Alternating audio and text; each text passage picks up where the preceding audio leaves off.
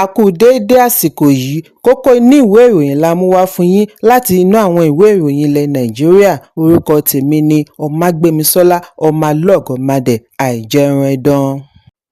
Ènìyàn tí kò tíì lóǹkà ni a gbọ́ wípé wọ́n di olóògbé tí ọ̀pọ̀ fi ara pa lẹ́yìn ìdúgbàmù àdó olóró tí ó wáyé nítòsí Monday Market ní ìlú Maiduguri, ìpínlẹ̀ Borno àti nítòsí Security Post ní ilé ìwòsàn ìkọ́ṣẹ́mọṣẹ́ ìṣègùn òyìnbó lánàá ọjọ́ Ajé.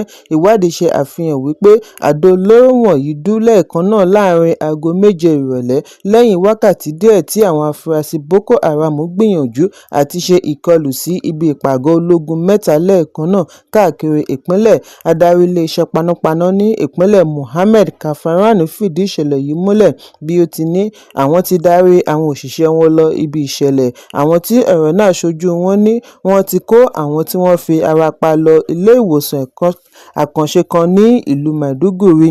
Ìdúgbàmù yìí wáyé lẹ́yìn tí àwọn afurasí Boko Haram kan ṣe ìkọlù sí ibùdó ológun ní Ajilarin, Damboa àti Baga láàrin aago 1:15 òru, ṣùgbọ́n tí àwọn agbófinró ṣe ìdáwọ́kọ̀ fún wọn. Alukoro iléeṣẹ́ ọlọ́pàá ìpínlẹ̀ ASP Nahum Daso tí ó fìdí ìṣẹ̀lẹ̀ yìí múlẹ̀ ní pẹ̀lú àjọṣepọ̀ iléeṣẹ́ ológun ojú òfurufú ti ilẹ̀ láti Adinkai àti iléeṣẹ́ ọlọ́pàá pẹ̀lú Civilian Joint Task Force ni wọ́n fi ríbi ṣe ìdáwọ́kọ̀ fún àwọn adàlúrú tí wọ́n fẹ́ ṣe ìkọlù. Nínú àtẹ̀jáde ni wọ́n ti ní ẹ̀mí agbófinró kankan ò sọnù bí ó ti ké sí aráàlú kí wọ́n jáwọ́ nínú ìròyìn tí wọn kò fìdí rẹ̀ múlẹ̀. Ṣùgbọ́n ọ̀kan lára àwọn tí wọ́n fi ara kááṣá ìdúgbàmù, Abacha Mustapha, ṣàlàyé ìrírí rẹ̀ láti orí ibùsùn níbi tí ó ti ń gba ìtọ́jú ní ilé ìwòsàn Umar Shehu bí ó ti ní òun gbáradì àti fi ọjà sílẹ̀ lẹ́yìn iṣẹ́ òòjọ́ ní ìdúgbàmù wáyé. Ó ní àwọn ti ṣínu, wọ́n ti tilẹ̀kùn ṣọ́ọ̀bù, wọ́n fẹ́ kúrò ní ìdúgbàmù àkọ́kọ́ dún tí ọrùn rẹ̀ sì bẹ̀rẹ̀ sí da ẹ̀jẹ̀. Ìdàrúdàpọ̀ bẹ́ sílẹ̀ bí àwọn kan ṣe ń pariwo ní àwọn mìíràn ṣubú lulẹ̀. Aṣọ ni arákùnrin rẹ̀ kan súré fi dí ọrùn rẹ̀ kí wọ́n tó gbé dìgbàdìgbà re ilé ìwòsàn. Àwọn òṣìṣẹ́ ilé ìwòsàn náà fìdí ẹ̀ múlẹ̀ wípé ọ̀pọ̀ àwọn tí wọ́n fi ara pa ni wọ́n kó wá sí ilé ìwòsàn pẹ̀lú oríṣiríṣi àpá àti ojú ọgbẹ́. Ẹ̀kúnrẹ́rẹ́ ìròyìn wà nínú ìwé ìròyìn Punch tó jáde lónìí. Ẹgbẹ́ agbẹjọ́rò NBA ti bu ẹnu àtẹ́ lu ẹ̀sùn kan tí ó jẹ jáde láti ilé-ẹjọ́ níbi tí wọ́n ti ní adájọ́ Mohammed Umar pàṣẹ fún agbẹjọ́rò kan kí ó kúnlẹ̀. Bí wọ́n ti ní èyí kò lọ pẹ̀lú ìlànà òfin. Àfihàn kan láti Channels Television ṣe àfihàn wípé ìṣẹ̀lẹ̀ yìí wáyé níbi ìgbẹ́jọ́ tí ń lọ lọ́wọ́ lórí Ọmọyẹlé Sowore àti àjọ ọ̀tẹlẹ̀múyẹ́ DSS lórí ẹ̀sùn tó ní ṣe pẹ̀lú cybercrime. Gẹ́gẹ́ bí ìròyìn ṣe jábọ̀, adájọ́ ṣe ìkìlọ̀ fún agbẹjọ́rò lórí bí ó ṣe ń sọ̀rọ̀ bí ó ti ń ṣe àgbékalẹ̀ àwíjàre rẹ̀. Ó dé ìpele kan ni adájọ́ pàṣẹ kí ó bóde wá kúnlẹ̀ ní gbangba. Àwọn agbẹjọ́rò yòókù bá bẹ̀bẹ̀ fún àánú kí adájọ́ tó wá sún ìgbẹ́jọ́ sí ọjọ́ mìíràn. Nínú àtẹ̀jáde tí ẹgbẹ́ NBA yọ̀ǹda lánàá ní ààrẹ Afam Osigwe ti ní ìròyìn tí àwọn gbọ́ kan àwọn lóminú wípé adájọ́ pàṣẹ fún Marshal Abubakar tí ó ń gbẹjọ́rò fún ajàfẹ́tọ̀ọ́ ọmọnìyàn Ọmọyẹlé Sowore kí ó kúnlẹ̀ níbi ìgbẹ́jọ́ tí ń lọ lọ́wọ́ ní ilé-ẹjọ́ gíga ìlú Àbújá. Gẹ́gẹ́ bí ọ̀rọ̀ NBA, wọ́n ní àṣẹ yìí wáyé lẹ́yìn tí agbẹjọ́rò gbé ohùn sókè fún adájọ́. Wọ́n ní èyí ṣe àfihàn ìtàpá sí àṣẹ ilé-ẹjọ́ nítorí ilé-ẹjọ́ jẹ́ pẹpẹ fún ìdájọ́. Fún ìdí èyí, sùúrù gbọ́dọ̀ máa wáyé gẹ́gẹ́ bí ìlànà ìṣẹ̀dálẹ̀. NBA ní bí ó tilẹ̀ jẹ́ wípé àwọn adájọ́ ní agbára láti mú kí àlàáfíà jọba, agbára yìí ní gbèdéke. Nígbà tí ó ń fèsì lórí ẹ̀rọ abánidọ́rẹ̀ẹ́ X, Sowore béèrè bí ipò ìdájọ́ ṣe rí lórílẹ̀-èdè. Ó ní báwo ni wọ́n ṣe nírètí wípé ìdájọ́ òdodo á wáyé ní Nàìjíríà tí adájọ́ ti ń pàṣẹ fún odidi agbẹjọ́rò kí ó kúnlẹ̀ nítorí agbẹjọ́rò yìí dúró lórí ẹsẹ̀ rẹ̀ fún gbogbo àkókò tí ìgbẹ́jọ́ fi wáyé. Bákan náà ni agbẹjọ́rò ajàfẹ́tọ̀ọ́ ọmọnìyàn Inibebe Effiong náà ṣe àpèjúwe ẹ̀sùn yìí ní èyí tí kò ṣe ìtẹ́wọ́gbà nítorí ìfìyàjẹni corporal punishment kò ráàyè ní ẹ̀ka ìdájọ́. Ó sàn kí wọ́n fi adájọ́ sí ẹ̀wọ̀n ju kí ó máa kúnlẹ̀ lọ láàrin ilé-ẹjọ́. Ẹ̀kúnrẹ́rẹ́ ìròyìn wà nínú ìwé ìròyìn Punch tó jáde lónìí. Ọ̀jọ̀gbọ́n Charles Soludo ni wọ́n ti búra fún ìgbà kejì gẹ́gẹ́ bí gómìnà ìpínlẹ̀ Anambra. Ayẹyẹ ìbúra yìí wáyé ní gbọ̀ngàn Alex Ekwueme Square tí wọ́n ṣẹ̀ṣẹ̀ túnṣe ní Awka. Gómìnà ni wọ́n búra fún pẹ̀lú igbákejì rẹ̀ Dr. Onyeka Iwezim níbi ayẹyẹ tí a ti rí àwọn alágbára olóṣèlú jákèjádò orílẹ̀-èdè ní Nàìjíríà. Igbákejì ààrẹ Kashim Shettima ni ó ṣaṣojú ìjọba àpapọ̀ nígbà tí àwọn ààrẹ àtijọ́ Olúṣẹ́gun Ọbásanjọ́ àti Goodluck Jonathan náà wà níkàlẹ̀. Bákan náà ni a rí Secretary General náà fún Commonwealth Emeka Anyaukwu, gómìnà ìpínlẹ̀ Rivers Siminalayi Fubara àti àwọn gómìnà mìíràn tí wọ́n wá yẹ́ Soludo sí.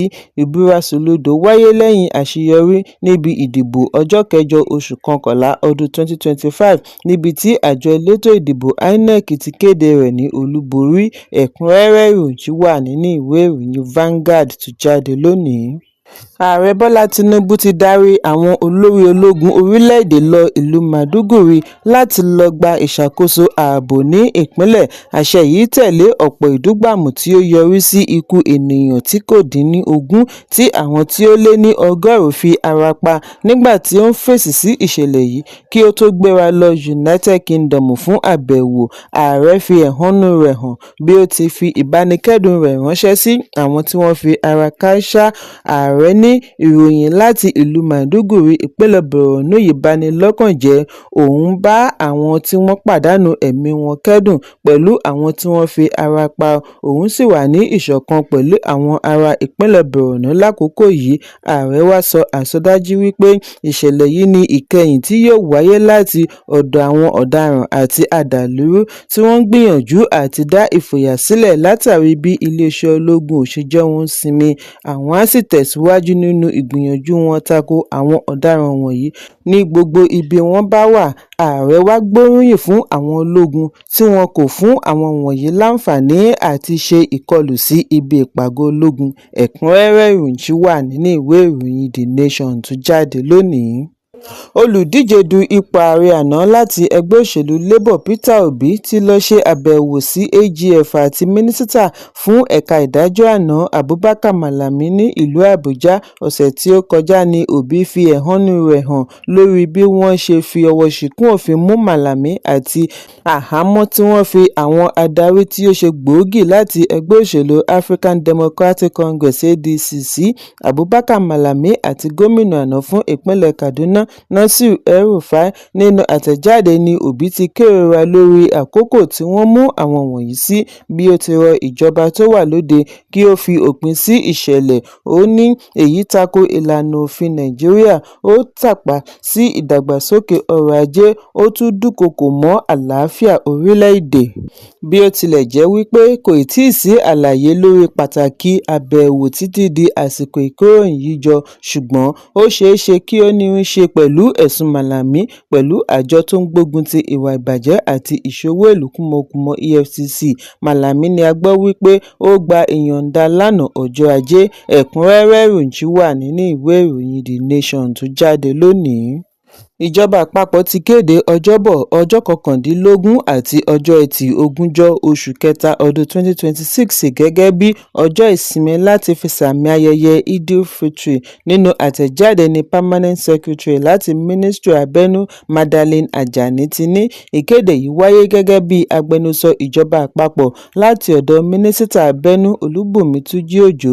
Mínísítà kí àwọn Mùsùlùmí jákèjádò orílẹ̀-èdè kú oríire àṣekágbá ààwẹ̀ Ramadan bí ó ti rọ̀ wọ́n kí wọ́n di òpó ìfẹ́, inú ire, àlàáfíà, ìfaradà àti ìfarajìmú. Bákan náà ni ó ké sí gbogbo ọmọ Nàìjíríà kí wọ́n lo àsìkò ayẹyẹ yìí fi gba àdúrà fún àlàáfíà, ìṣọ̀kan àti ìlọsíwájú orílẹ̀-èdè.